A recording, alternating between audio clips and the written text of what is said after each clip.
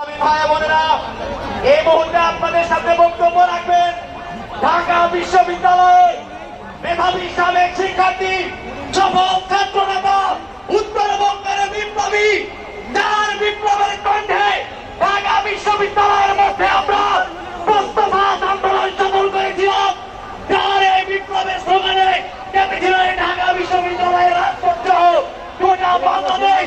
সেই বিপ্লবীকে এখন বক্তব্য রাখার জন্য আহ্বান জানাচ্ছি। বক্তব্য রাখছেন আমাদের সবার প্রিয় আক্তার হোসেন। বক্তব্য রাখছেন আক্তার হোসেন। সংগ্রামী ভাই আমার, বাংলাদেশের মানুষ একজন বাংলাদেশ চায়।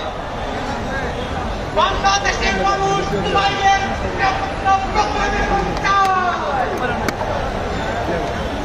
বাংলাদেশের মানুষ নতুন সংবিধান পেতে চায়।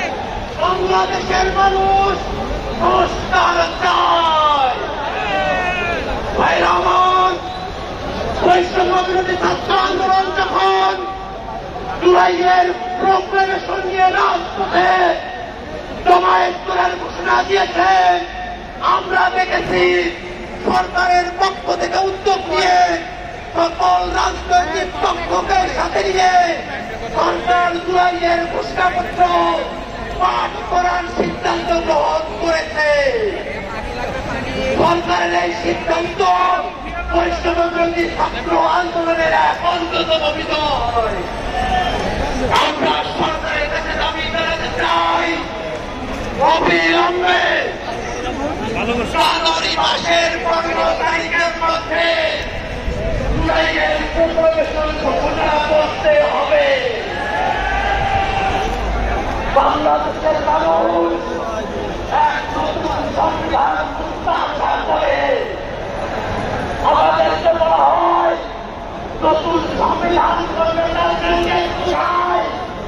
আমরা বলি নতুন সংবিধান নির্বাচিত প্রতিনিধিদের মাধ্যমে হবে। বাংলাদেশে আগামী নির্বাচন হবে গণপরিষদ নির্বাচন। এই গণপরিষদ নির্বাচনের যারা তৈরি হবে তারা একই সাথে সংবিধান বিষয়ে সিদ্ধান্ত নেবে, নতুন সংবিধান তৈরি করবে এবং আইনসভার সদস্য হিসাবে